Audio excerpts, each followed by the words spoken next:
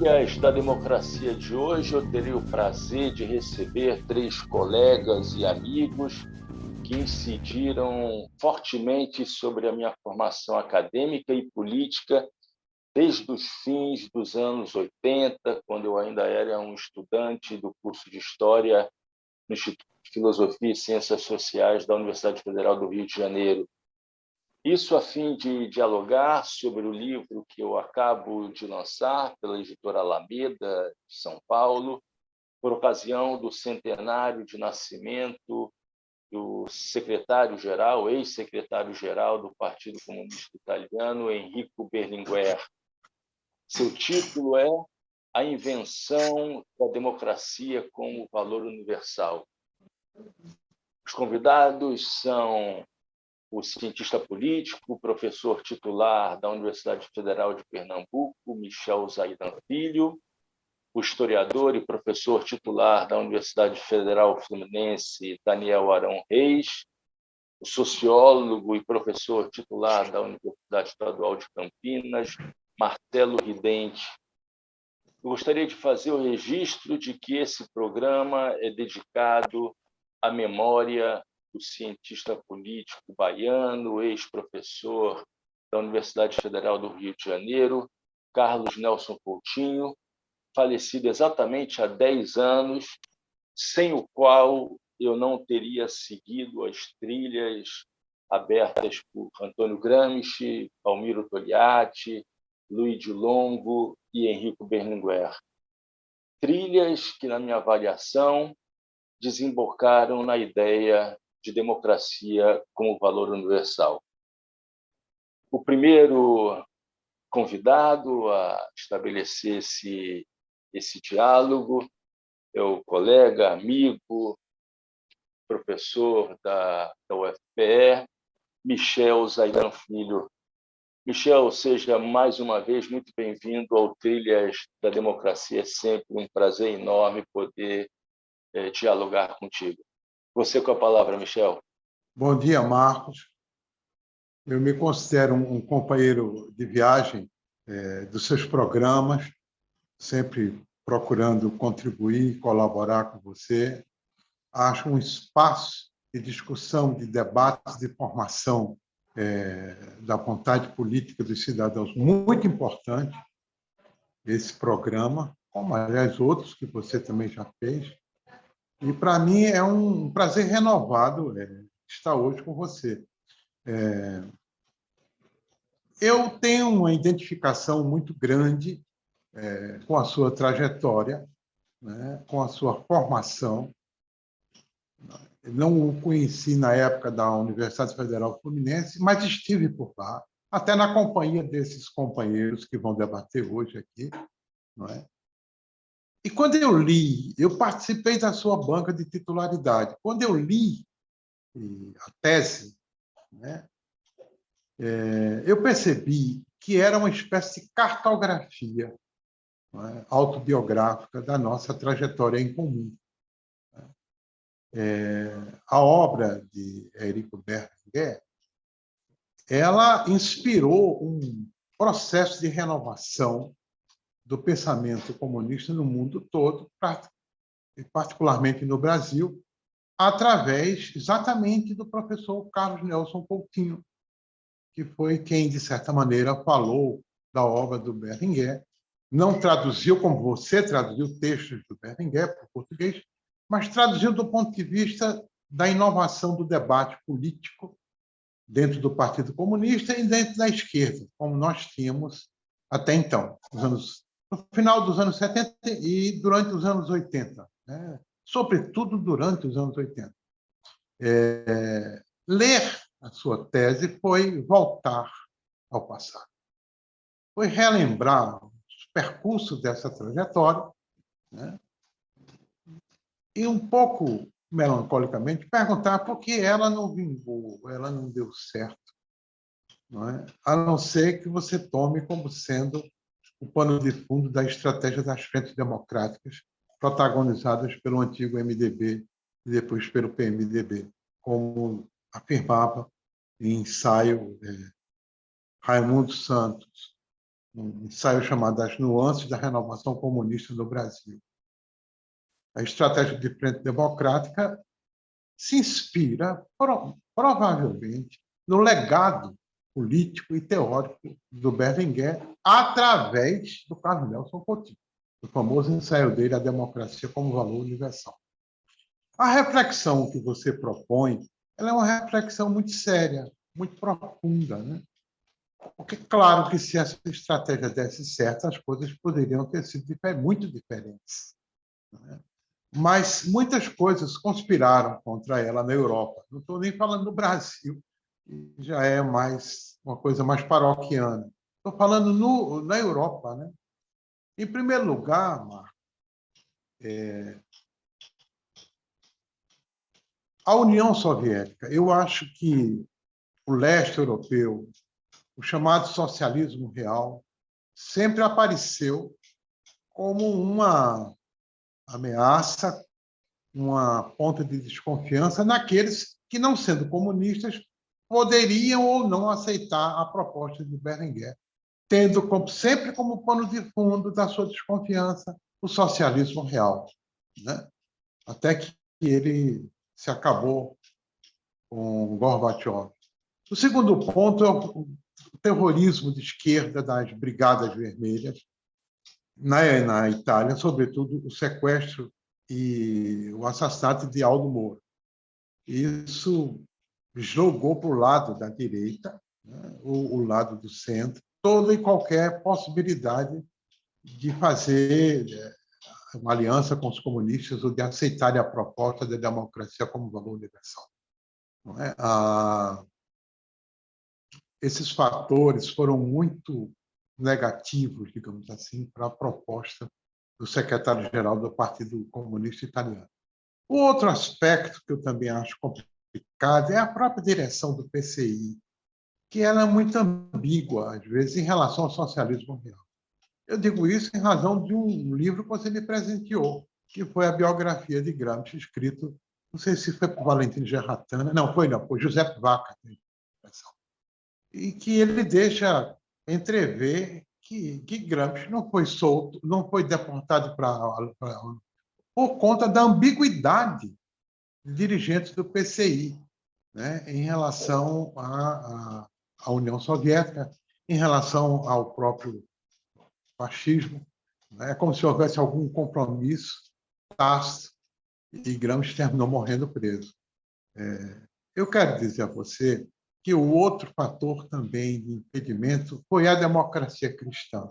A democracia cristã, que era um partido mais majoritário, poderia ter facilitado muito as coisas se tivesse aceito, dado um crédito de confiança ao Partido Comunista Italiano naquela estratégia de coalizão.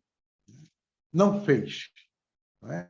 Quando ocorreu essa coalizão, já foi no âmbito da unificação europeia, com a unificação macroeconômica do Maastricht, já totalmente desvirtuado. A política, o ambiente, a ideologia, tudo, enfim. Né? E também não deu certo, o tal da coligação do ramo da Oliveira. Não é? A estratégia em si é uma estratégia boa, correta, né? Uma estratégia, mas enfrentou muitos obstáculos históricos, inclusive a suspeita do assassinato mesmo do Berlinguer. É uma suspeita que se quer levantada, né? Supondo que a União Soviética talvez não visse com muito bons olhos esse protagonismo renovador do secretário-geral do Partido Comunista Italiano. Mais interessante ainda é a influência que a estratégia democrática de Berlinguer exerceu sobre nós outros aqui no Brasil, né? Dando origem ao pensamento do Carlos Nelson e de uma corrente que o seguiu dentro do Partido Comunista Brasileiro, que apoiava, aceitava essas teses de chamar um reformismo revolucionário, vamos dizer assim, né? Através de uma batalha nas instituições, a formação de um duplo poder, que não era o duplo poder de Lenin, mas uma rede paralela de poderes formados por aparelhos de hegemonia da sociedade civil. Essa influência foi muito poderosa, muito positiva, gerou muita coisa boa, muitas esperanças, muitas utopias, mas, infelizmente, com a própria crise do eurocomunismo, a crise do PCI, inclusive o racha que houve no PCI, não é? E a dispersão dos comunistas, assim, adjornados no Brasil, praticamente eles saíram do partido e não fizeram um novo partido, fizeram um grupo de reunião, um grupo cultural, político-cultural. Isso terminou realmente tirando, né, a força dessa proposta de democracia como valor universal. Mas que ela renovou o debate na esquerda, que ela, mais ou menos, credenciou uma parte da esquerda para dialogar com os liberais, com o centro-esquerda, com outros setores da sociedade. Isso não tem a menor dúvida. Isso foi uma influência altamente positiva que nós tivemos da proposta do Berlinguer.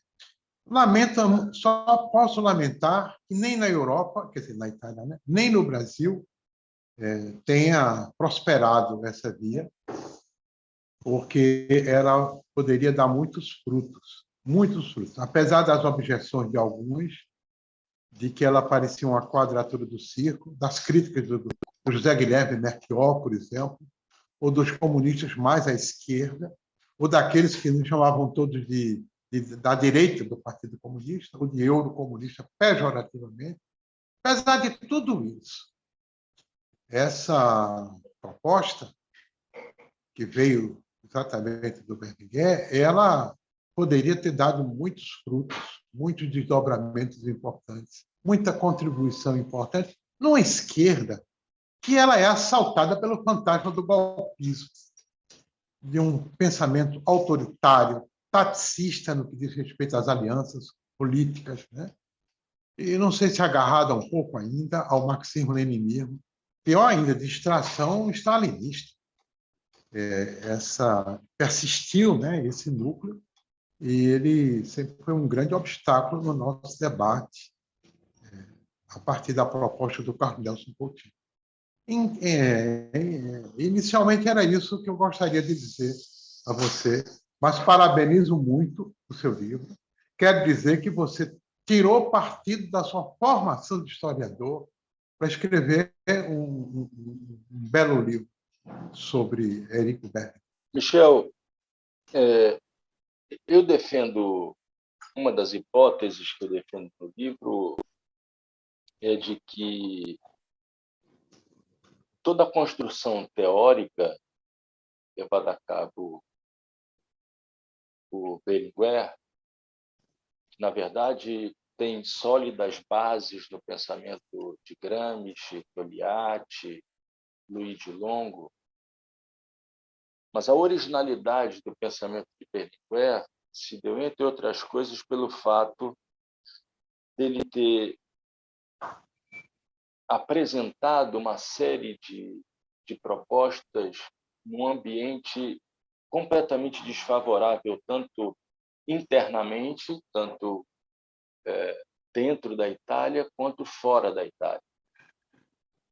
Você mesmo fez referência, Berlinguer lança a ideia de compromisso histórico com, na verdade, as forças que compuseram a resistência ao fascismo, as três grandes forças, os comunistas, os socialistas, os católicos, para não dizer os republicanos, os liberais, mas ele via, quer dizer, na verdade, a tradição comunista italiana sempre viu nessas três forças que compuseram a resistência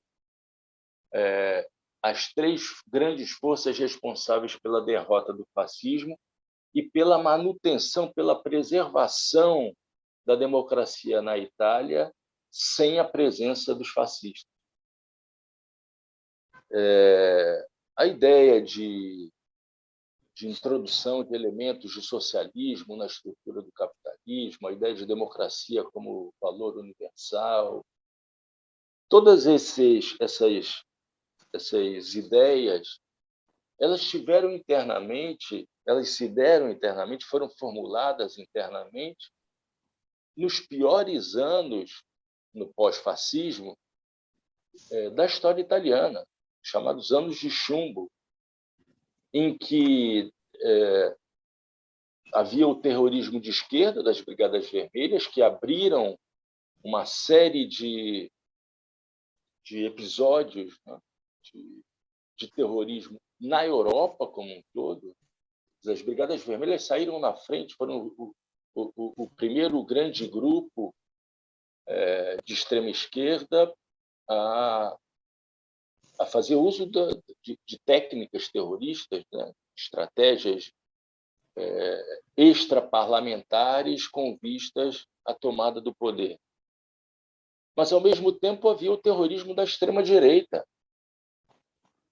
Um terrorismo da extrema-direita que, ao mesmo tempo, tinha vinculações com os órgãos de segurança do Estado italiano, tinha relações com a loja maçônica P2, tinha relações com a máfia italiana. Então, o ambiente era completamente hostil ao avanço desse conjunto de ideias. E dentro da democracia cristã, na verdade, que é, na verdade, um agregado de correntes, né? Não dá para se falar numa única democracia cristã, o grupo que mantinha de pé as expectativas de que seria possível dar uma chance aos comunistas para a formação de um governo, para que, pela primeira vez, os comunistas compusessem, né, tomassem parte num governo na Itália, esse grupo era liderado por Zaccanini e Aldo Moro. Inclusive, a capa do livro, né, é uma foto clássica de uma reunião entre Moro e Berlinguer, e os dois apertando as suas mãos. Pouco tempo depois, um ano depois, Moro seria sequestrado, né, pelas Brigadas Vermelhas, numa ação em que toda a escolta de Moro foi assassinada. Moro passou tempos no cativeiro, né, são também horríveis as fotos de Moro no cativeiro, tendo às costas a estrela das Brigadas Vermelhas, e depois a localização do corpo de Aldo Moro dentro do porta-mala de um carro, exatamente numa localização. Isso era foi um recado dado ao Partido Comunista Italiano e a essa democracia cristã, essa fração da democracia cristã que procurava estabelecer essa possibilidade de um governo composto também por comunistas. As Brigadas Vermelhas deixaram a Fiat com o corpo de Aldo Moro no porta-malas, nas proximidades das sedes da democracia cristã, na Via delle Gesù, e da clássica, tradicional sede do Partido Comunista Italiano, na Via delle Botteghe Oscure, a Via Caetani, né? Então, havia essa conturbação interna, esse obstáculo interno, e, ao mesmo tempo, um grande obstáculo internacional representado pela oposição dos Estados Unidos, por um lado, quer dizer, o temor de que um comunista democrático chegasse à esfera governamental, e, por outro lado, as pressões da União Soviética, do socialismo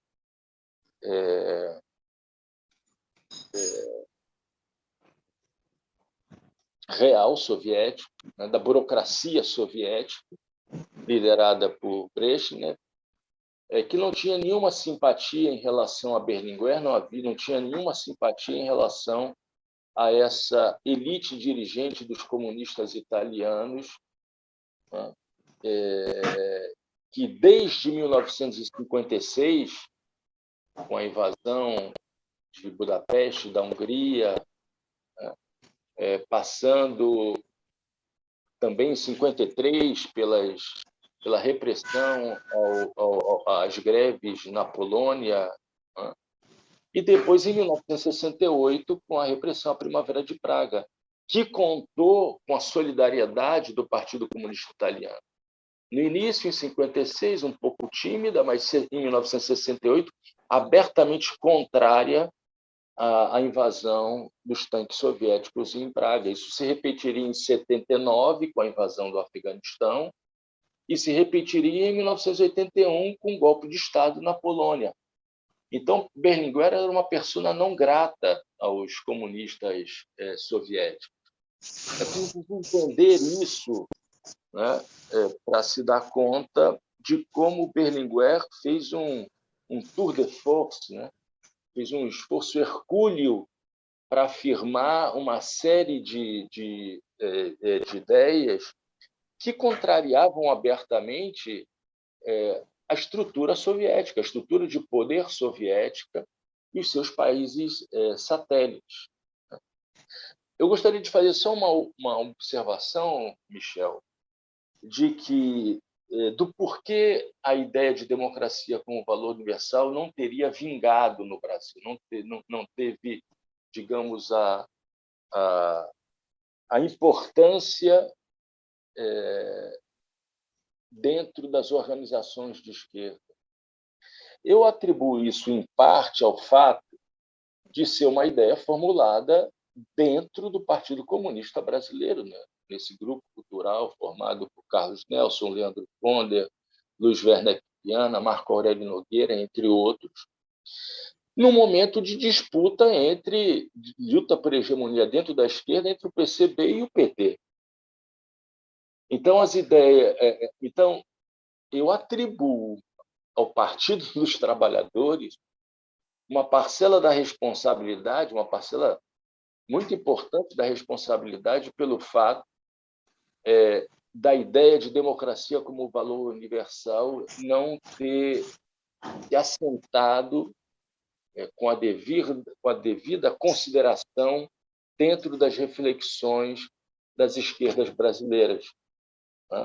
Então, na verdade, a luta por hegemonia entre PT e PCB acabou fazendo com que tudo aquilo que fosse formulado, viesse do interior do PCB, fosse visto como uma estratégia de reformistas, né, que traziam experiências de uma Europa que nada tinha a ver com a realidade brasileira. E o limite, nesse momento, que o PT fazia uma afirmação de um partido classista, contrário ao PCB, que era um partido tradicionalmente defensor das frentes democráticas, o limite se deu com as formulações do Francisco Verfort, né, que era o secretário-geral do PT, né, num livro chamado Por que Democracia?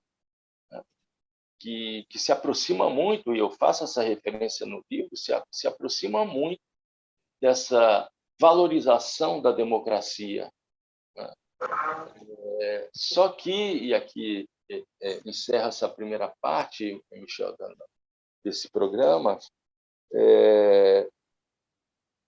enquanto Carlos Nelson e esse grupo insistia na defesa do valor universal da democracia, dentro do PT, mesmo depois que Carlos Nelson se aproxima do PT e entra no Partido dos Trabalhadores, o máximo que se usava dentro do Partido dos Trabalhadores era a expressão democracia como um valor estratégico,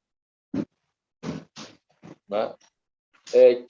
Que, de alguma maneira, flerta com a ideia de democracia como o valor universal, mas guarda algo da distinção, dessa separação, que, a meu ver, é uma separação equivocada entre democracia burguesa e democracia operária. Então, Marco, essa era uma pergunta que eu ia fazer e esqueci. Como é que, depois que Carlos Nelson e outros companheiros saíram do PC, entraram no PT, mas passaram a ter uma atitude de defensores de um marxismo mais atrasado dentro do PT, e não avançado como eram dentro do PC. Curiosamente, no PC, eles tiveram um papel avançado. Quando foram para o PT, não conseguiram repetir a mesma façanha e se comportaram como defensores de uma, não sei se de uma ortodoxia, de um pensamento, uma linha de pensamento, mas que estava muito aquém da proposta original. Essa é uma questão. A outra era que essa pergunta foi feita ao Carlos Nelson, uma vez na Ampox. Como é que de uma sociedade de capitalismo tardio atrasada, não é? De via prussiana, de transformismo, de revolução de cima para baixo, pode-se gerar uma sociedade civil vigorosa que dê suporte para uma estratégia democrática radical? Essa pergunta foi feita a ele lá na Ampox uma vez. E a resposta dele não me convenceu muito. Porque o caso do Brasil é semelhante. Como é que um país de capitalismo hipertardio, como se chama aqui, feito uma revolução burguesa de cima para baixo, conseguida numa conciliação entre elites, ela pode gerar uma sociedade civil forte para suportar uma estratégia democrática radical, de luta pela hegemonia, e etc, etc, etc. Eu vou ficar nessa última pergunta. Esse grupo comunista, né, qual você era muito, muito próximo, né, então você se lembra perfeitamente disso, trabalhava com a ideia de desprussianização do Estado brasileiro, né, de que, por intermédio da ampliação dos espaços democráticos, eles entendiam democracia como sinônimo de socialização do poder. A partir desse processo de progressiva ampliação desses espaços democráticos na sociedade brasileira e no Estado brasileiro, se conseguiria superar esse entrave privatizador do Estado brasileiro. Ou seja, o Estado brasileiro passaria por um processo de desprivatização à medida em que a sociedade civil brasileira se consolidava, se tornava orgânica, né, no decorrer dos anos 80. Então, quer dizer, era um momento de muito otimismo em relação à possibilidade do Brasil conseguir finalmente estabelecer um processo de democratização que acabaria acarretando um conjunto de decisões que acabariam levando ao combate à desigualdade social, ao fortalecimento de uma cultura democrática, né? Então, eu considero uma reflexão que tem o seu tempo, né? Tem o seu momento, né? Eu acho que os anos 80 foram momentos de muito otimismo e com razão em relação à democratização da sociedade e do Estado brasileiro, né? O que acaba sendo revertido a partir dos anos 90 por conta dos governos de Fernando Henrique Cardoso, né? A ideia do Bresser Pereira de despatrimonialização do Estado brasileiro, mas já em tempos de ofensiva neoliberal, né? Então, acho que esse processo, o neoliberalismo, ele acaba se constituindo como um obstáculo a essa utopia, né, no melhor sentido da palavra, nessa utopia de construção de um Estado que fosse desprivatizado, de uma sociedade que fosse... Republicano. Exatamente, uma republicanização do Estado brasileiro. Agora, você tem razão, quer dizer, a partir do momento em que Carlos Nelson entra para o PT, ele acaba entrando em contato com um conjunto de reflexões, um conjunto de agrupamentos que vinham da luta armada, os agrupamentos de esquerda, dos exilados, que vinham retornavam ao Brasil e que, com influência trotskista, com influência de Rosa Luxemburgo, de influência do leninismo mais cru, né? Reflexões vindas das comunidades eclesiais de base, né? E assim por diante, quer dizer, digamos, as reflexões pragmáticas dos sindicalistas, né? E aí eu imagino que Carlos Nelson tenha se tornado Mais um. mais um dentro de um conjunto de reflexões que davam forma a um partido, o Partido dos Trabalhadores, que acabou se tornando hegemônico dentro das esquerdas brasileiras. Ontem eu assisti a uma entrevista com Roberto Freire, né? E Roberto Freire não consegue esquecer, ele traz dentro de si essa mágoa, né, do PT ter conseguido conquistar a hegemonia dentro das esquerdas brasileiras. Então, num determinado momento, ele nunca esquece e acha a oportunidade de dizer, né, não, nós apoiaremos Lula, mas sabendo que há um problema no PT, que é esse de se achar hegemônico, né? Esse hegemonismo da parte do PT. Houve um seminário sobre a democracia no SEDEC, em que o Carlos Nelson faz uma espécie de autocrítica em relação à tentativa de pensar a hegemonia como contrato, por conta de Gramsci. Diz que, mesmo no pensamento de Gramsci, é difícil compatibilizar, como é que se diz, alternância com hegemonia, dando a entender que os comunistas, quando são hegemônicos, são um entrave para a alternância de poder. E quando falam de alianças, é porque não são hegemônicos ainda, eles ainda não têm essa hegemonia. Mas quando são, diz ele isso nesse seminário lá dentro do SEDEC. É curioso, viu? Essa autocrítica que ele faz.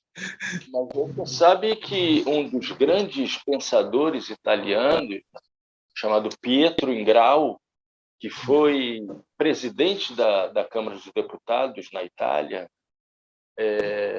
teve uma reflexão extremamente pertinente sobre as relações existentes entre hegemonia e pluralismo, e defendendo a ideia da conquista da hegemonia com pluralismo, ou seja, o Pietro Ingrao incorporar à tradição gramsciana uma noção, uma ideia que é do pensamento liberal, do pluralismo. Então, eu acredito, né, que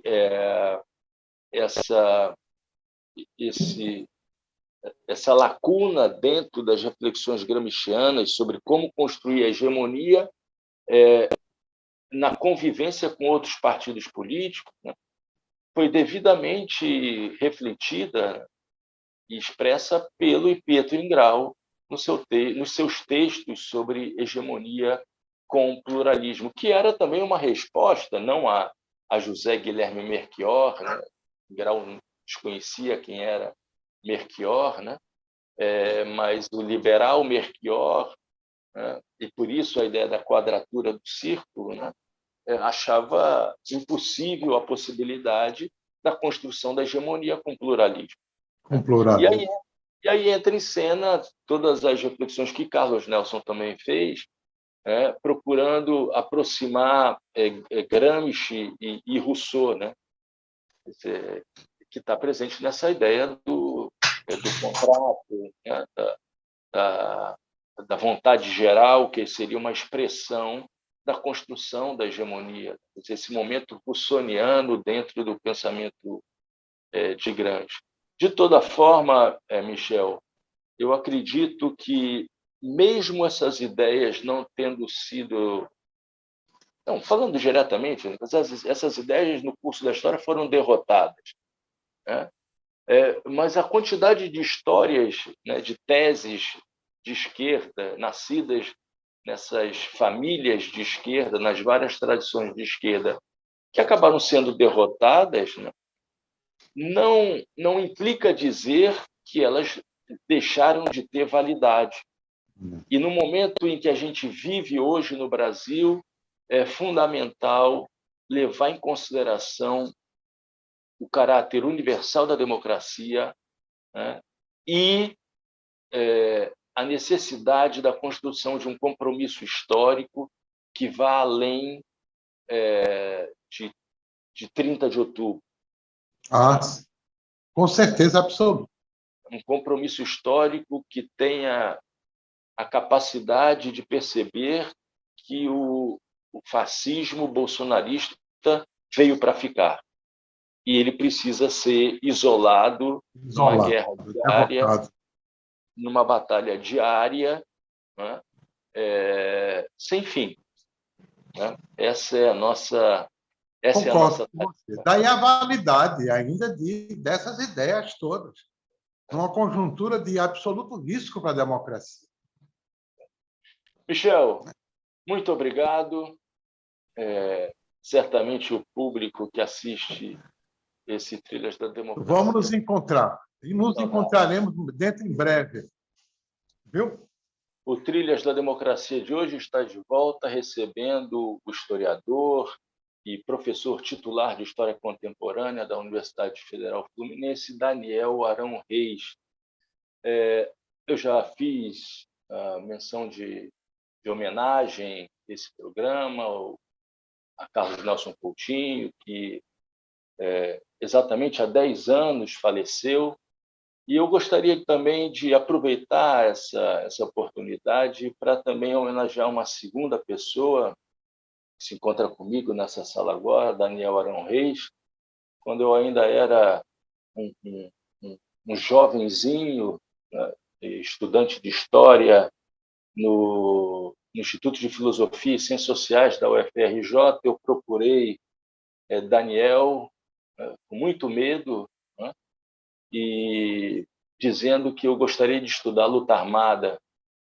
E Daniel, com a generosidade que lhe é muito peculiar, não apenas me ofereceu uma série de textos introdutórios para entender o que foi a luta armada no Brasil, como me abriu a oportunidade para uma bolsa de iniciação científica junto à FACEP.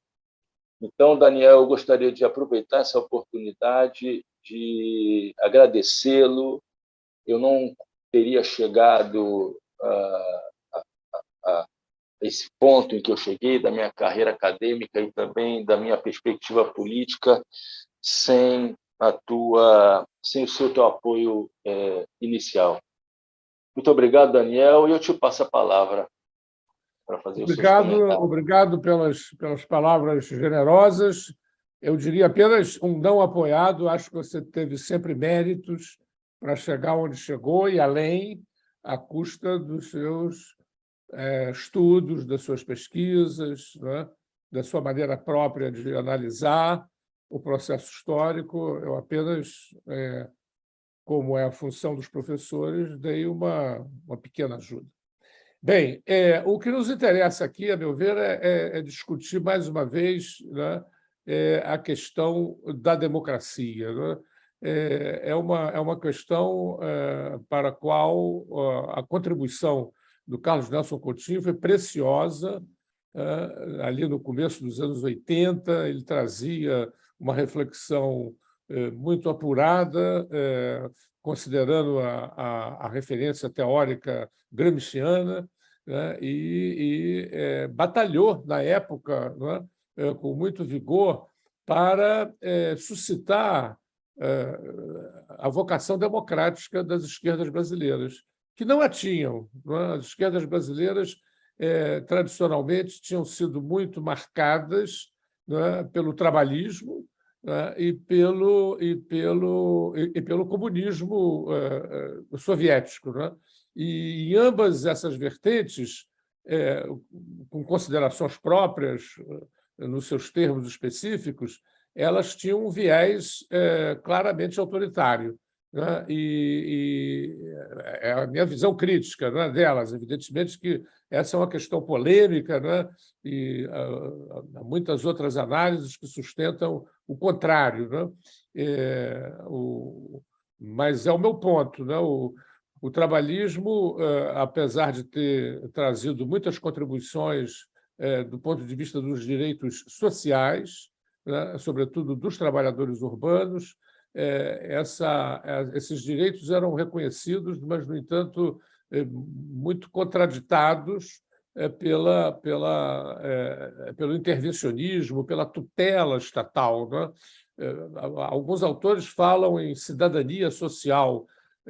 Penso que é um conceito equivocado, porque a cidadania, para existir, ela tem que reconhecer um grau de autonomia, né, do cidadão em relação ao Estado, esse grau de autonomia era negado pela proposta de direitos sociais oferecidos, por exemplo, pela CLT, né, Consolidação das Leis do Trabalho, editado em 43, sob as asas ainda de uma ditadura, a ditadura do Estado Novo, não é, que tinha tortura como política de Estado. Não é? Então, por aí a gente vê como essa cidadania social era, e sempre foi, nos limites do trabalhismo, vista com reservas. Não é? É claro que depois, ao longo das lutas da República que se instaurou em 1946 até 64, os próprios trabalhadores em suas lutas conseguiram margens de ação e de reflexão muito além do que aquilo que a CLT previa. Mas eu penso que, no âmbito do trabalhismo brasileiro, né, o viés autoritário, uma perspectiva instrumental da democracia, sempre prevaleceu. E o mesmo aconteceu no comunismo brasileiro. Né? O comunismo brasileiro, embora também tendo momentos, né, em que se abriu para a reflexão democrática, sobretudo a partir de 58 e de 1960, né, apesar disso, continuou muito ainda com aquelas suas perspectivas de vanguarda, né, impregnado, né, de um padrão que veio a partir do socialismo soviético, né? As revoluções russas, né, de 1905, 17 e outras que depois vieram conformando o socialismo soviético, né, inauguraram um padrão de socialismo autoritário. É claro que também essa é uma questão polêmica. Há muitas pessoas que dizem que não existe socialismo autoritário, que o socialismo é democrático ou não é socialismo, mas eu não concordo com esse ponto de vista. Eu penso que, sim, o socialismo soviético, ao contrário das aspirações socialistas democráticas que havia na Europa ao longo do século XIX, ele inaugurou um padrão de socialismo autoritário que se tornou um paradigma que depois marcaria profundamente as demais revoluções socialistas que ocorreram no século XX. Claro que todas as revoluções têm suas especificidades, porém, o fato é que esse paradigma, né, da ditadura revolucionária, do partido único, do estatismo, né, e do nacionalismo, né, foram aspectos, né, que, com as suas especificidades próprias, marcaram tanto a Revolução Chinesa como a Revolução Cubana, que são as outras duas grandes revoluções socialistas do século XX. E, nos anos 60, né, com os movimentos que tomaram lugar em todo o mundo nos anos 60, houve uma crítica muito aguda a esse socialismo autoritário, e, a partir daí, novos paradigmas começaram a se estruturar. O pensamento do Antônio Gramsci foi resgatado, né? Ele nunca tinha sido completamente abandonado, mas foi resgatado com muita força, e é nesse contexto que surge a figura, né? Eu vejo surgir nesse contexto a figura do Carlos Nelson Coutinho, né? Que, com uma leitura muito sofisticada, né, da experiência das várias vertentes do comunismo italiano, nos trouxe essa reflexão, né, que ele consagrou num ensaio que permaneceu histórico, né, a democracia como valor universal.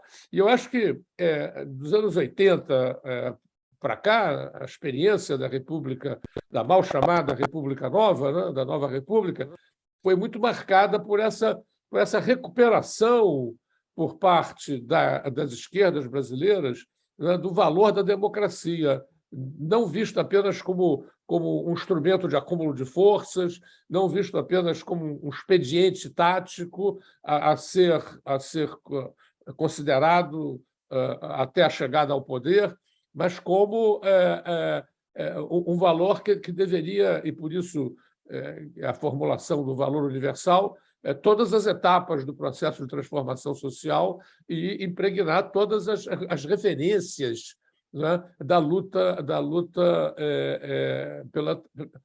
pela mudança, né, pela mudança social. É claro que as esquerdas, embora se abrindo para essa discussão, né, ainda conservaram e conservam ainda, né, muito da impregnação dos caminhos autoritários. Eu penso que as esquerdas brasileiras continuam muito marcadas pelo autoritarismo. Tive a oportunidade, no centenário, né, da Revolução de Outubro, fizemos muitos debates, né, e ali eu percebi como, ainda há 5 anos atrás, é forte essa ideia de um socialismo que deve ser conduzido, né, por uma vanguarda e que tem uma responsabilidade histórica no sentido de arrastar a seu reboque, né, as massas populares, né? E, por outro lado, também agora, por ocasião da guerra na Ucrânia, né, foi muito assustador, né, mais uma vez, a presença dessa perspectiva, né, das pessoas apoiando a invasão da Ucrânia, porque raciocinando que isso é uma reação à progressão dos Estados Unidos e da OTAN, e apoiando acriticamente o Putin, né, que hoje é um homem que se tornou um líder da extrema-direita mundial. Pô. Como é que as esquerdas podem apoiar esse homem? Né? E também a referência, o Lula fez uma entrevista sobre a guerra da Ucrânia, em que ele se permitiu criticar fortemente o Zelensky, né? E chamando de palhaço, e, por outro lado, também elogiou o que ele chamou do Estado forte chinês. Né? O Estado forte chinês é uma ditadura. É uma ditadura que tortura oposicionistas, que mata dissidentes. Né? Como é que pode ser chamado de um Estado forte? Né?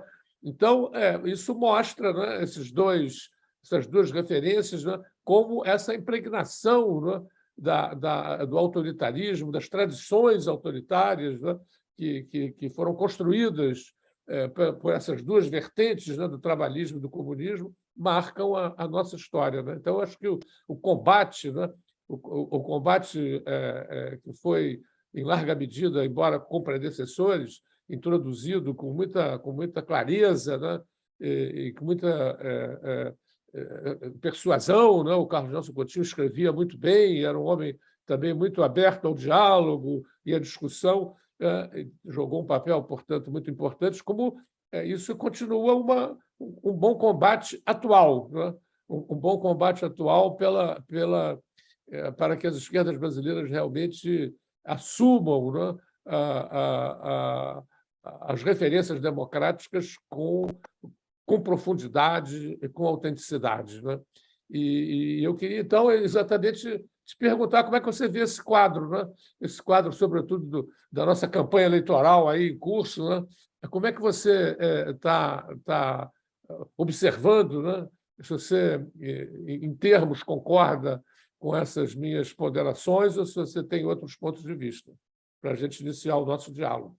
Daniel, eu começaria lembrando, né, que, na verdade, a recepção no Brasil da ideia de democracia como valor universal, ela se deu enviesada por várias razões. Eu já tive a oportunidade de dizer isso na primeira parte do programa, né, no diálogo com o Michel. Eu acho que, e você participou desse período, né, você viveu em loco esse período. Quando Carlos Nelson elabora o texto Democracia como Valor Universal, era um texto que partia dentro do interior do PCB. Né? Naquele momento se travava uma disputa, uma luta por hegemonia dentro das esquerdas entre PT e PCB. Eu acho que esse foi um primeiro elemento que deve ser levado em consideração para dizer por que causou tanto incômodo o conceito de democracia como valor universal. O limite a que chegou, acompanhando os textos de teoria e debate, os primeiros números de teoria e debate, até o quinto encontro nacional do PT, que é considerado um momento muito importante, porque o PT começa a ter uma política de alianças um pouco mais ampla, né? O limite a que se chegou foi a ideia de democracia como valor estratégico. Dirceu afirmava isso, né? Ou seja, se recusava a usar o termo de democracia como valor universal, e me parece que isso se deve, em parte, a razões teóricas. As esquerdas não conseguiram ainda superar a dicotomia leniniana, leninista, de democracia burguesa e democracia operária. Traz dentro de si, não consegue se libertar dessa dicotomia. E é importante recordar que é uma lacuna no Brasil, que o termo foi criado por Berlinguer, né, e foi proferido pelo Berlinguer na comemoração dos 60 anos da Revolução Russa. Quer dizer, com toda a nomenclatura todos os partidos comunistas do mundo inteiro, diante de Brezhnev, é que Berlinguer, né, aquela figura pequena, Berlinguer era muito franzino, né? E diante daquele monumento que era o Palácio das Colunas, né, em Moscou, ele profere esse termo que foi, inclusive, traduzido no dia de uma maneira equivocada. Não se falou, o tradutor não falou democracia como valor universal, ele omitiu o termo universal dito por Berlinguer, né? Mas, de toda maneira, existem fotos do período, as faces da nomenclatura dos dirigentes eram de profundo incômodo. Era um silêncio ensurdecedor que pairou naquele período.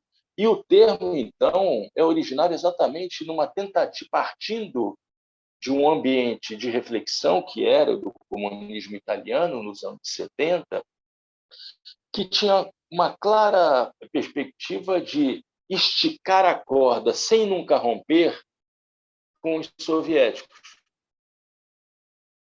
Sem nunca romper por conta do temor, né, de boa parte da militância comunista, por boa parte dos dirigentes comunistas italianos, incluindo o próprio Berlinguer, de romper com as suas raízes. Mas, de fato, o que acontecia dentro do Partido Comunista Italiano, da própria militância italiana, era claramente uma perspectiva de construção de algo que era muito diferente do que se dava dentro da União Soviética e de seus países satélites. Quer dizer, nesse sentido, Berlinguer foi herético, da mesma forma que Carlos Nelson Coutinho foi herético. Né?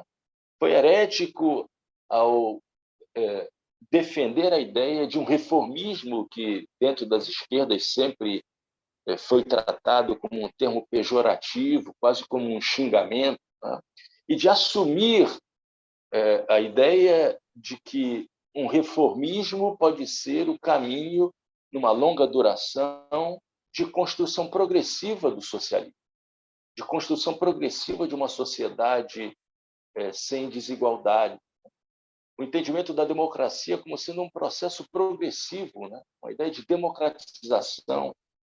Então, a contradição que eu vejo hoje, que você insinuou, é que no momento em que o Brasil precisa né? E no momento que a democracia brasileira, não obstante Mangabeira Unger ter afirmado, e Ciro Gomes também ter afirmado que a democracia brasileira não corre riscos nesse embate eleitoral, a democracia brasileira se encontra, a jovem democracia brasileira se encontra sob forte pressão, né? E a depender do resultado das eleições, do segundo turno das eleições, nós podemos ter o mesmo processo que aconteceu na Hungria, na Polônia, né? Então, ao mesmo tempo em que o discurso é da democracia contra o fascismo, da democracia contra o autoritarismo, da democracia contra aqueles que defendem o golpe de 64, o que se percebe é exatamente isso, né? Quer dizer, defesas do que é indefensável. É impossível, não existe argumento que me convença, e que me parece também você, de que Putin pode representar algum tipo de resistência democrática contra o imperialismo estadunidense. Putin é uma liderança da extrema-direita que intervém, por exemplo, fica muito contente com a vitória de Trump, ficou muito contente com a vitória de Giorgia Meloni na Itália, nas últimas eleições italianas, e eu não teria dúvidas de que não ficaria descontente, muito descontente, com a vitória de Jair Bolsonaro no Brasil, né? Então, é uma democracia incompleta, né? Uma reflexão democrática incompleta, né? Que não chega a termo, porque continua entranhada de contradições em relação a como perceber os Estados Unidos, como perceber a China, como perceber Cuba, como perceber a Venezuela, como perceber a guerra da Ucrânia, entre outros, né? Isso significa, como eu disse, uma democracia incompleta, né? E dentro desse contexto, eu considero que algo pode ser incorporado como uma experiência política, que foi essa exatamente do Partido Comunista Italiano, do secretariado de Henrique Berlinguer, né?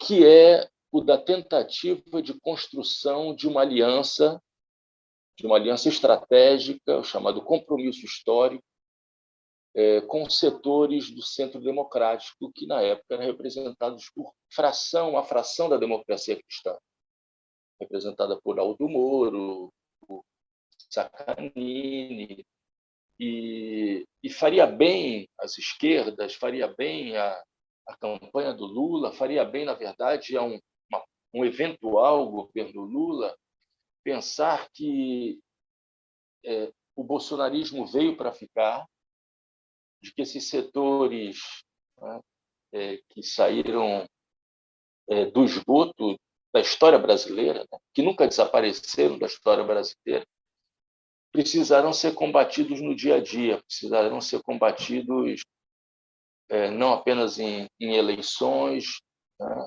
mas terá que ser um combate diário, e para isso será necessário o estabelecimento o termo pode ser outro, né, mas algum tipo de compromisso histórico que consiga construir grades de proteção, redes de proteção ao avanço do fascismo, do protofascismo, das concepções autoritárias no nosso país, né? Então, me parece que, e esse foi meu objetivo, quer dizer, além de ser um livro lançado no ano em que Berlinguer faria 100 anos de idade, é um livro muito importante no momento em que, no seu país originário, na Itália, nós percebemos a vitória de forças neofascistas. O pior que poderia existir uma aliança entre herdeiros do fascismo, né, o Fratelli d'Italia, liderado por Giorgia Meloni, a Liga Norte, um agrupamento que busca exatamente construir e desenvolver e aprofundar concepções xenofóbicas, antimigratórias, e a ressurreição de Silvio Berlusconi e seu ultra-neoliberalismo.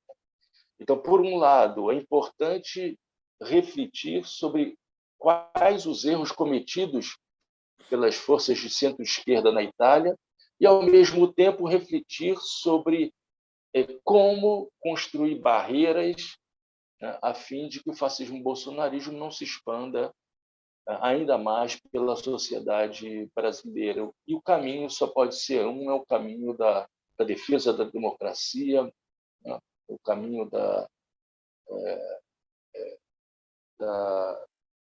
não busca de atalhos em relação à necessidade da construção de uma sociedade que seja uma sociedade que pague a sua dívida em relação aos quase 400 anos de escravidão, aos quase 400 anos de latifúndio, a miséria, o analfabetismo funcional que ainda permanece no Brasil. Então, a nossa dívida é uma dívida social, e essa dívida social só conseguirá ser resgatada se a democracia política passar a ser a grande questão, não apenas eleitoral, mas a questão de fundo de próximos governos alternativos, oposicionistas em relação ao bolsonarismo. E o que é fundamental nesse sentido, Marco, ao meu ver, é que as esquerdas tenham capacidade de elaborar propostas, né? Que o que faltou muito nesse primeiro turno das nossas eleições foram propostas, né? Propostas que consigam consubstanciar a democracia para as amplas camadas populares, porque nos anos 80, no Brasil, havia uma esperança difusa em que a democracia seria capaz de construir uma sociedade, quer dizer, que o Brasil, nos parâmetros democráticos, seria capaz de construir uma sociedade mais livre, igual, justa. Isso aconteceu em certos momentos, mas sempre de forma fragmentária. E é preciso um conjunto de propostas que venham, eu tenho falado muito esse termo ultimamente, democratizar a democracia, né?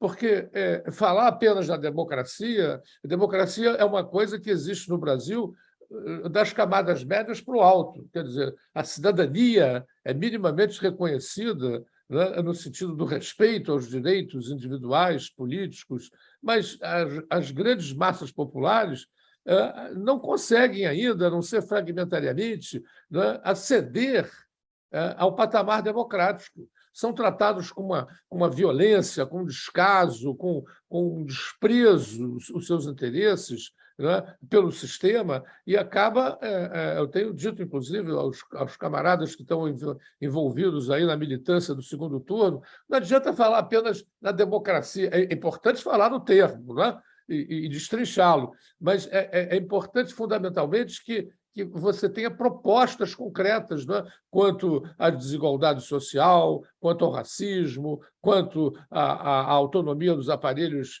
de repressão, né, que continuam se abatendo sobre os pobres, a tortura continua sendo praticada nas delegacias. Então, você tem a questão do desmatamento, né, a política de devastação ambiental. Você precisa que realmente um conjunto de propostas seja oferecido, né, à sociedade, que a sociedade possa optar por uma ou por outra. E uma leva à democratização da democracia, e a outra não leva. Então, eu penso que não é apenas o termo, porque o termo faz muito sentido no Brasil para aquelas pessoas que já, mal ou bem, dispõe da cidadania. Mas, para exemplo, as massas populares, a democracia ainda não existe, a não ser muito fragmentariamente. Então, o que se trata é de democratizar a democracia, e eu acho que, se o Brasil conseguir dar passos nesse sentido, ele estará chegando perto daquilo que, em certo momento, o Carlos Nelson Coutinho falava de reformismo revolucionário, né? Ou seja, você conseguir transformar a sociedade através de reformas, respeitando os valores democráticos.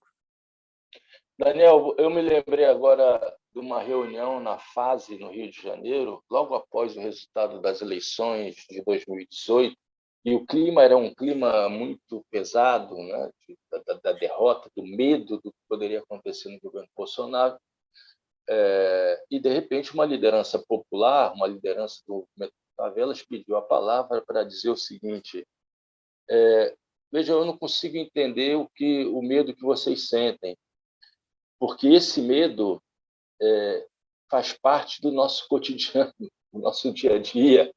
Isso que vocês têm medo que aconteça, que venha acontecer, é a nossa realidade, né? Então, na verdade, se trata, e aí eu concordo contigo inteiramente, né?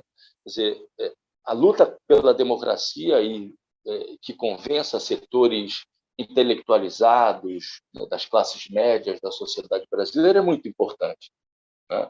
Agora, como fazer a tradução, né, dessa pauta que é amplamente legítima, é fundamental, é necessária, para populações, principalmente aquelas populações periféricas, negras, mulheres, né, que se encontram submetidas à violência policial, à violência do aprisionamento, do encarceramento em massa, e é preciso fazer essa tradução, é preciso fazer chegar a essas populações o significado da democracia, o significado concreto do que representa a democracia e de como não é possível chegar. Você falava de cidadania social no início, né? Quer dizer, essas populações são desprovidas de direitos civis. Não se trata nem de direitos sociais. Os direitos civis, o direito à privacidade, o direito à inviolabilidade do lar, são cotidianamente afetadas, né, violadas pelo Estado brasileiro, pelos aparatos de repressão, no caso do Rio de Janeiro, pelas milícias, e é preciso dar uma resposta a isso, né? E essa resposta, eu acho que é chegada esse momento, acho que esse intervalo de tempo do segundo turno é realmente um intervalo de tempo para traduzir, né, isso em pontos de programa, né? Não dá realmente para a gente esperar que isso só aconteça após uma eventual vitória, porque essa eventual vitória pode não ocorrer exatamente por uma nebulosa, né, em relação a como se vai levar a cabo, como é que vai se concretizar essa pauta democrática que é fundamental. Daniel, muito obrigado pela tua participação, bom retorno ao Brasil. O teu voto vai ser importante e talvez possa ser o voto depois dos 50%. Muito obrigado, Daniel.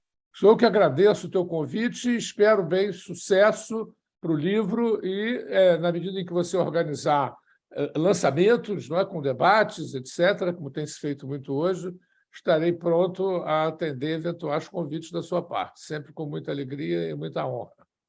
Dando continuidade à discussão sobre o livro A Invenção da Democracia como Valor Universal, publicado pela editora Alameda, de São Paulo, eu tenho o prazer de receber aquele que redigiu o prefácio do livro, o sociólogo e professor titular da Universidade Estadual de Campinas, colega e amigo Marcelo Ridente.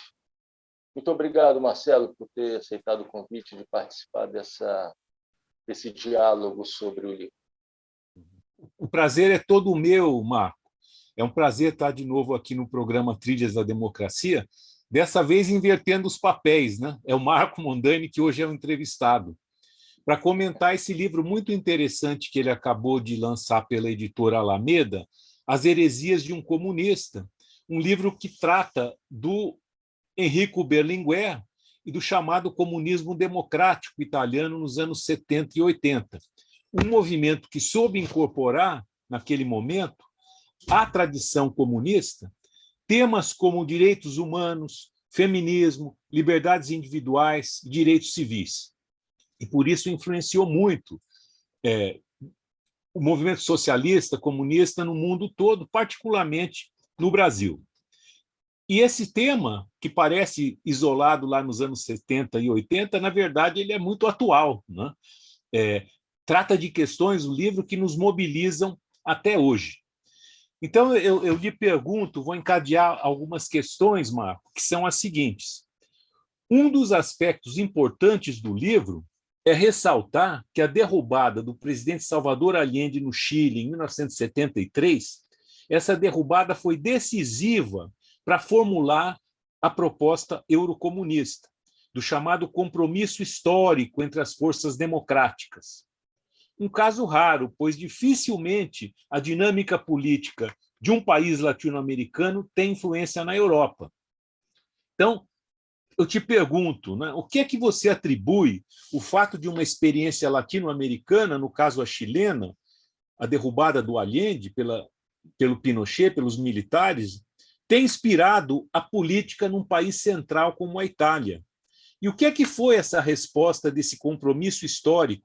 Como é que ele ganhou terreno e depois perdeu terreno lá na Itália? E desdobrando, né, muitos consideram que esse movimento, né, o chamado eurocomunismo, ele levou à perda do horizonte socialista, tanto que o Partido Comunista Italiano depois mudou de nome para Partido Democrático de Esquerda e depois só para Partido Democrático. Então, primeiro tiraram a palavra comunista, depois tiraram a palavra esquerda e, no fim, ficou só a palavra democrático. Esse caminho é irreversível, quer dizer, não tem chance de nenhuma mais de socialismo. E finalmente, né, para trazer mais ainda para a atualidade, as forças de direita e de extrema-direita hoje estão muito fortes no mundo inteiro.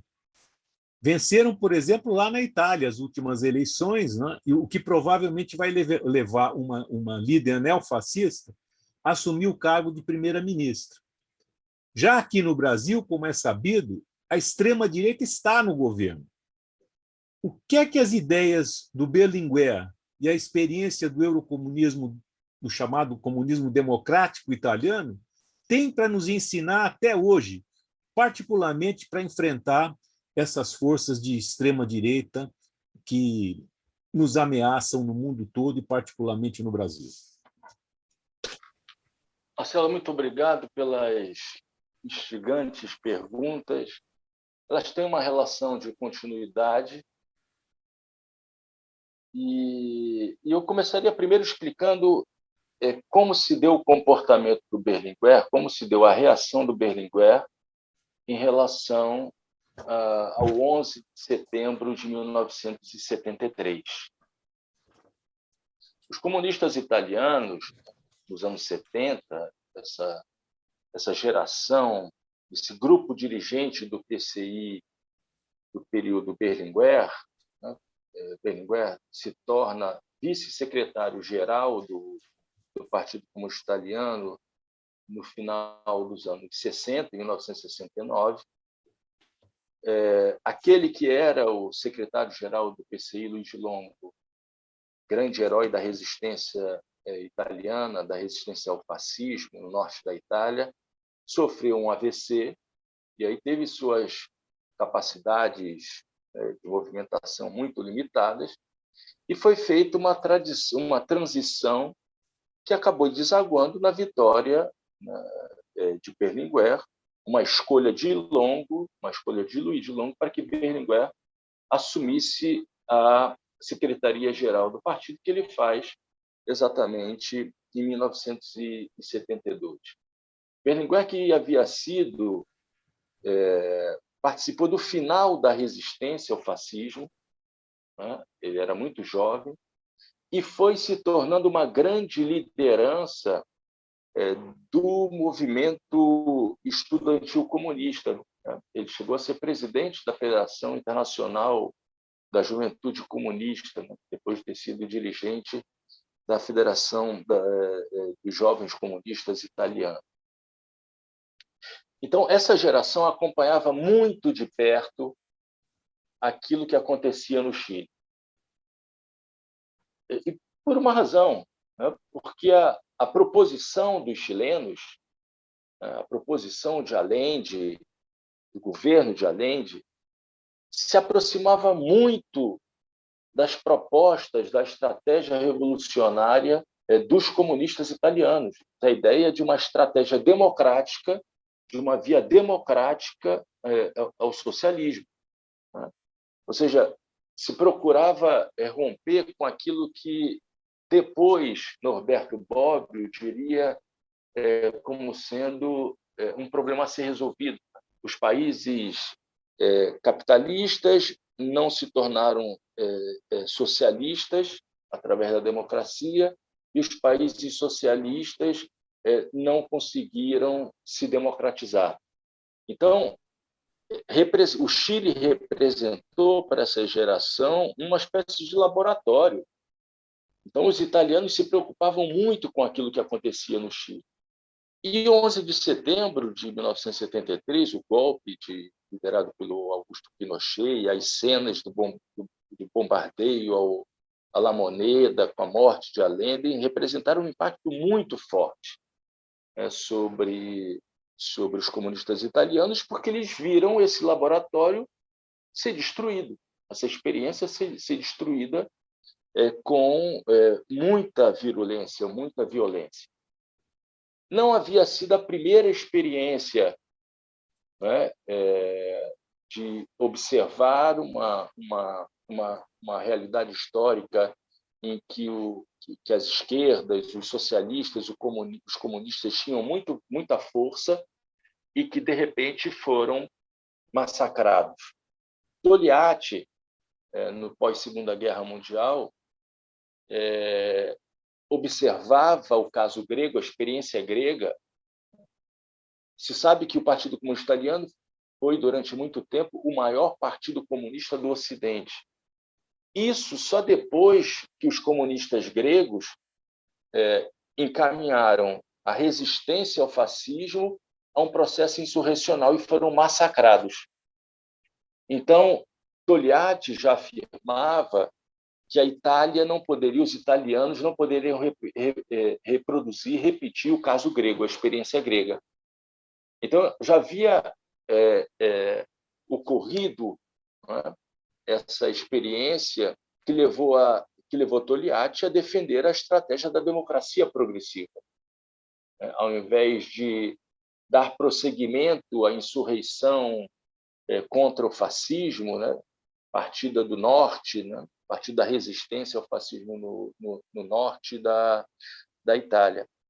E o Chile só vem a corroborar essa perspectiva da dificuldade, na verdade, da impossibilidade de se seguir um caminho insurrecional num país como a Itália. Então, quando ele observa as cenas de 11 de setembro de 1973, ele começa a redigir um texto chamado Reflexões sobre os Acontecimentos do Chile, que foi publicado na grande revista dos comunistas italianos, Rinascita, em 3 edições. Em 3 edições. Foram 3 partes, né? Apenas na última parte, Berlinguer formula o termo compromisso histórico. E, nesse ponto, há uma relação de continuidade entre o que Berlinguer afirma e aquilo que Togliatti e o próprio Gramsci já haviam percebido, né? Mas, principalmente, Togliatti. A resistência italiana ao fascismo se deu, basicamente, devido às forças militares e não militares, né, de três partidos políticos, de 3 agrupamentos políticos: os comunistas, os socialistas e os católicos. Essa ideia vai acompanhar Togliatti durante toda a sua vida e também a vida de Berlinguer. A ideia de que o fascismo não foi derrotado completamente com o fim da Segunda Guerra Mundial. O fascismo era tão forte na Itália que ele permanecia nas bases da sociedade italiana. Ele tinha essa percepção de que só com uma estratégia democrática, que ele chamou de democracia progressiva, se conseguiria criar obstáculos ao renascimento do fascismo com força, né? Como força governativa, né? Então, o que Berlinguer faz no Compromisso Histórico é recuperar aquilo que já está presente no pensamento de Togliatti de uma maneira muito mais explícita e lançando a proposta de que, a fim de que não fossem repetidos os acontecimentos do Chile na Itália, é preciso lembrar que a Itália havia muito recentemente se tornado um país plenamente industrializado. O chamado milagre econômico italiano só acontece na década de 60. É ali que a Itália dá um salto e se torna a terceira economia capitalista da Europa, né? A terceira, a quarta economia capitalista da Europa. Então, Berlinguer, né, quando afirma e defende o compromisso histórico com os socialistas, mas principalmente com a democracia cristã, ele está preocupado exatamente com o fato de não se repetir na Itália aquilo que havia acontecido no Chile. Não é? Só que era necessário procurar, né, dentro da democracia cristã, que sempre foi, na verdade, a força política responsável por não impedir que os comunistas italianos entrassem na área governamental, era preciso procurar, dentro da democracia cristã, frações, setores que pudessem representar canais de diálogo. E esse canal de diálogo foi encontrado exatamente na figura de Aldo Moro. Né? E aí, e essa é uma das hipóteses defendidas, né, eu já comentei aqui, Berlinguer leva a proposta do compromisso histórico num momento em que a situação política italiana era muito adversa. Desde o final dos anos 60, a Itália entra numa onda de terrorismo, né, que começa com a explosão de uma bomba em Milão, no final dos anos 60, e que vai chegar até a trágica explosão de bombas na estação ferroviária de Bolonha, cidade comunista, né, italiana, no início do verão, quer dizer, no auge do verão italiano, próximo ao Ferragosto, né, próximo ao 15 de agosto. E durante esse período, as forças democráticas italianas tinham que se confrontar com o terrorismo de esquerda, das Brigadas Vermelhas, e o terrorismo de direita, né, dos grupos neofascistas, que tinham relações com órgãos secretos, né, do governo italiano, com a loja maçônica P2 e com a máfia. Então, era um terreno muito minado, Berlinguer sabia disso, sabia que a democracia italiana se encontrava sob risco e que a possibilidade de um golpe de Estado na Itália era muito concreta. E aí ele estabelece exatamente essa relação de proximidade, procura construir esse compromisso histórico e dar forma a um governo de solidariedade nacional, exatamente com a figura de Aldo Moro. A capa do livro, eu já disse aqui, a capa do livro ela é emblemática, né? Porque é uma reunião entre Berlinguer e Aldo Moro, os dois apertando as mãos. Não foi por acaso que Aldo Moro foi sequestrado pelas Brigadas Vermelhas e assassinado. Porque o objetivo era claramente esse por parte da extrema-esquerda: interromper a estratégia do compromisso histórico. E após a morte de Aldo Moro, realmente a estratégia do compromisso histórico se esvazia por falta de interlocução dentro da democracia cristã. Aldo Moro havia sido primeiro-ministro, era o presidente da democracia cristã. Então, quando o Aldo Moro é retirado da vida não apenas política, né? É retirado da sua vida, a estratégia do compromisso histórico entra em declínio. Isso num período em que o Partido Comunista Italiano alcançou o seu máximo histórico em termos de votação. Por muito pouco, o Partido Comunista Italiano não supera a democracia cristã, tanto nas eleições regionais quanto nas eleições políticas gerais.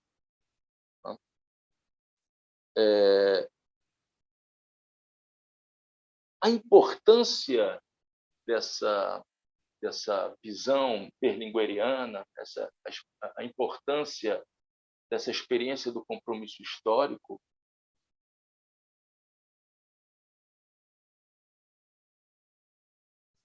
hoje no Brasil, para mim, é clara. O bolsonarismo, o fascismo bolsonarista, na minha análise, veio para ficar. E tem raízes muito profundas na sociedade brasileira.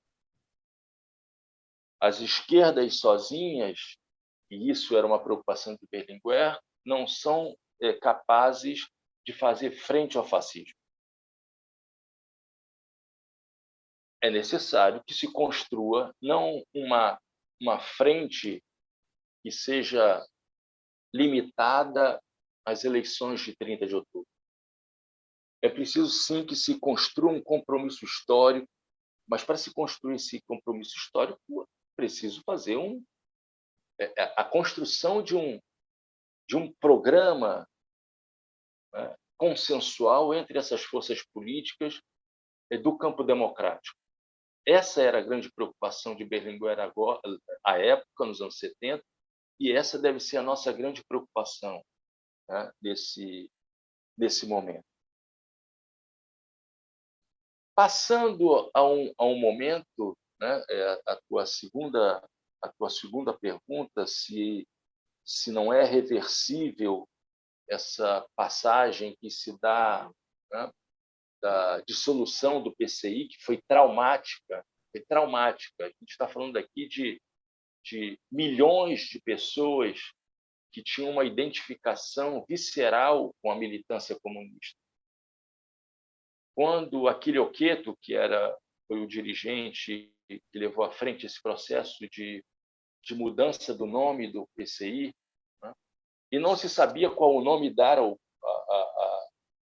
àquilo que substituíra o PCI. Existe, inclusive, um filme do Nanni Moretti, grande diretor de cinema italiano, chamado La Cosa, a coisa, porque não havia um nome ainda a ser dado àquilo. Então, nos debates ocorridos nas várias sedes do PCI, se falava a coisa. Como é que vai ser essa coisa? Como é que vai ser essa coisa? E o nome que é dado, né, essa tese sai vitoriosa, o nome que é dado, e aí é preciso dizer, né, o PCI é dissolvido e gera dois partidos. O partido majoritário é o PDS, Partido Democrático della Sinistra, Partido Democrático da Esquerda. Mas o grupo que não concorda com a dissolução funda o Partido da Refundação Comunista. Esses dois partidos, né, foram responsáveis pela eleição do Romano Prodi, uma liderança católica, numa época, num período em que Silvio Berlusconi já havia sido primeiro-ministro da Itália, né, e era preciso derrotar Berlusconi. E aí se resgata esse espírito da unidade nacional das forças democráticas.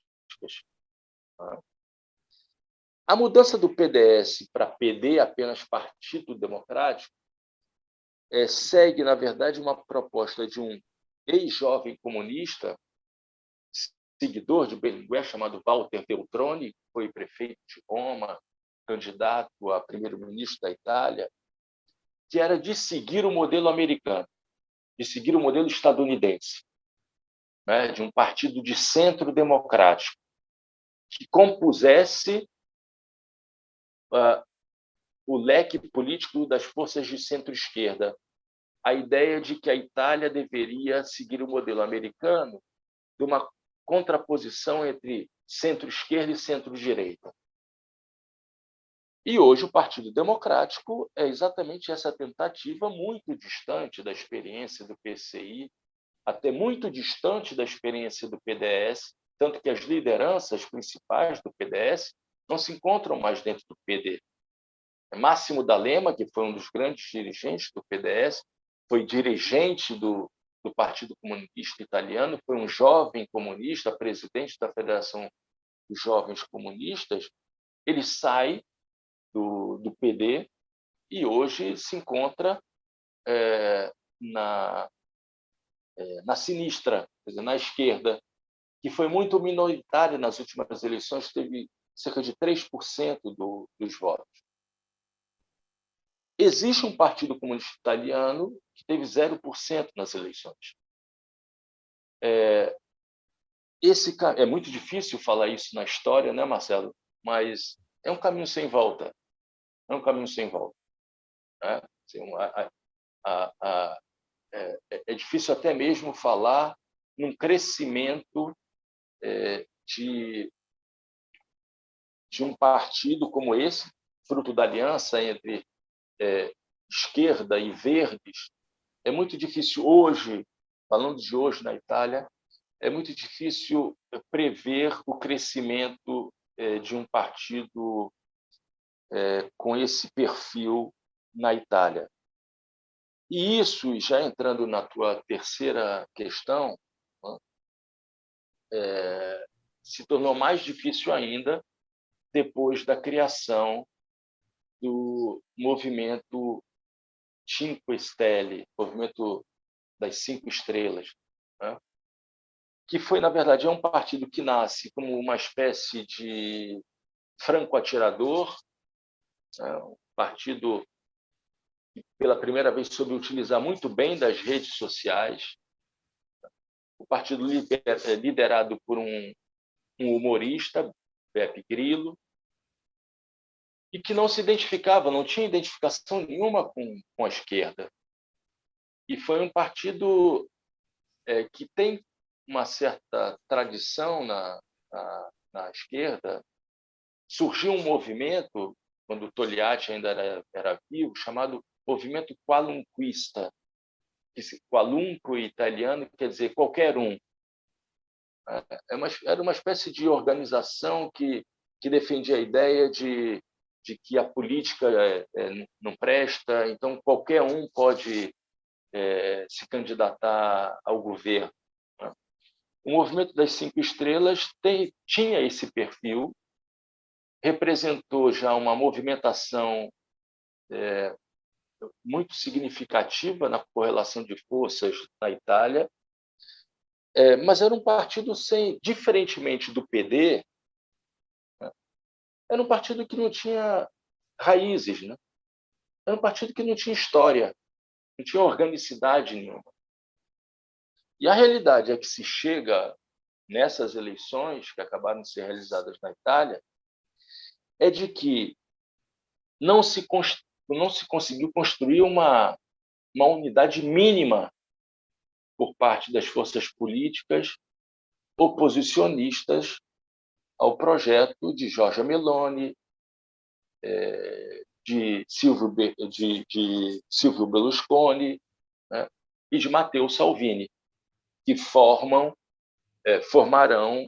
o bloco de governo que vai ter a liderança de Giorgia Meloni, que é exatamente essa sim tem história, e uma história dentro do movimento neofascista. Então, me parece que a grande questão que envolve todos esses momentos, existe um fio condutor na resposta das 3 perguntas, que é a seguinte: a Itália é um país que tem cerca de 100 anos de fascismo. Se a gente pensar da Marcha sobre Roma até os dias atuais, nós temos um século de fascismo na Itália. E só é possível derrotar o fascismo na base da unidade. E essa unidade, nas últimas eleições, não foi minimamente construída. O PD saiu sozinho, o Partido Democrático saiu sozinho, o Movimento das Cinco Estrelas saiu sozinho, a esquerda e os verdes também saíram sozinhos.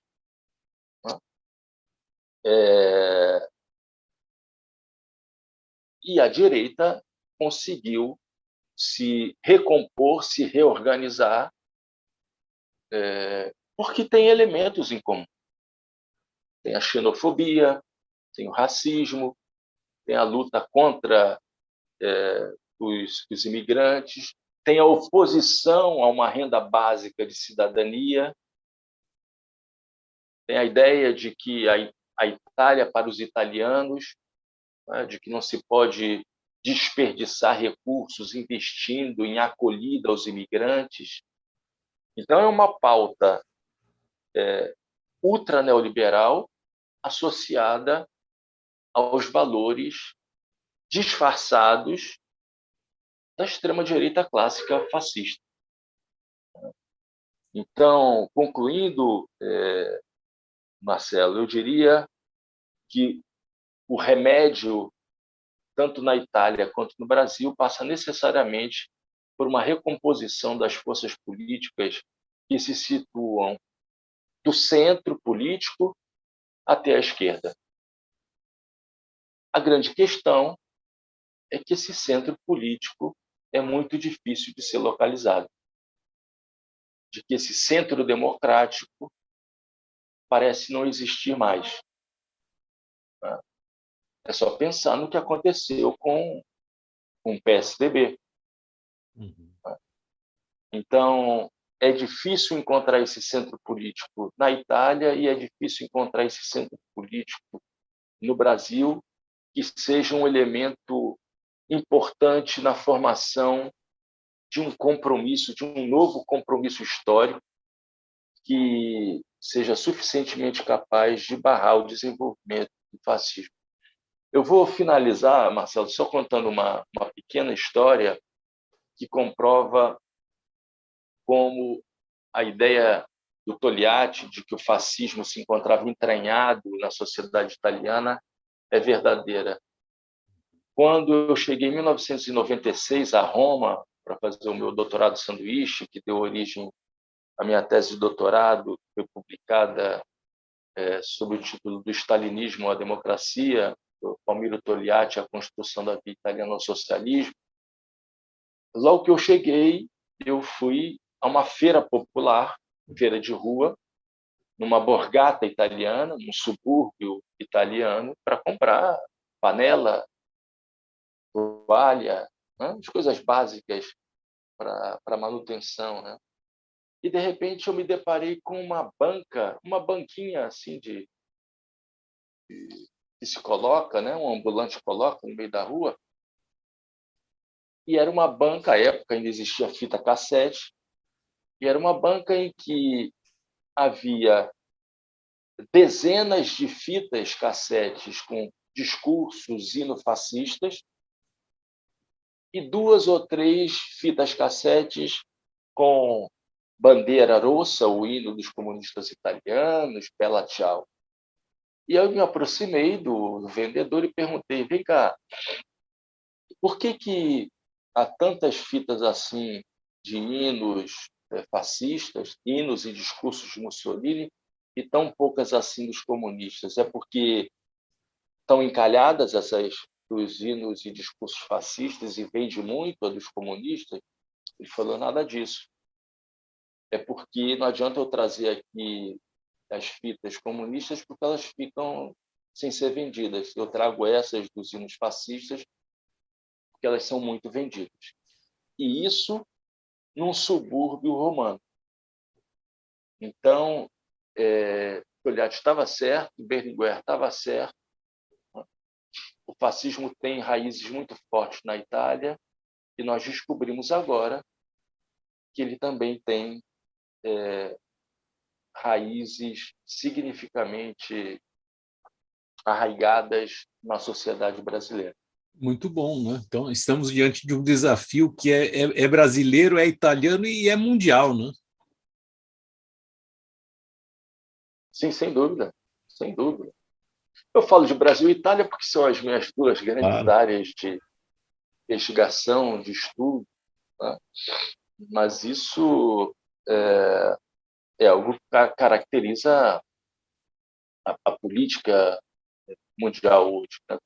O risco do avanço da extrema-direita. E contra o risco do avanço da extrema-direita, não há outra fórmula que não seja a defesa intransigente da democracia e dos direitos sociais. Tá bom. Obrigado, então, Marco. Esse assunto daria para a gente varar horas, né? Mas acho que o programa já está chegando ao fim. Eu gostaria muito de agradecê-lo, Marcelo, agradecer a tua disponibilidade para escrever o prefácio do livro, que me deixa muito lisonjeado. E, oxalá, nós consigamos construir essas barreiras a fim de que o fascismo bolsonarista não saia vencedor das eleições no dia 30 de outubro. Muito obrigado, Marcelo. Obrigado, eu. E o Trilhas da Democracia volta na próxima semana, recebendo, será o último Trilhas da Democracia antes do segundo turno, recebendo 3 representantes eleitos pelo Partido dos Trabalhadores no estado de Pernambuco. A senadora Tereza Leitão, eleita senadora, o deputado Carlos Veras, reeleito deputado federal, e a deputada estadual recém-eleita Rosa Amorim. O tema não poderia deixar de ser outro: a hora e a vez da democracia em Pernambuco e no Brasil. Até lá.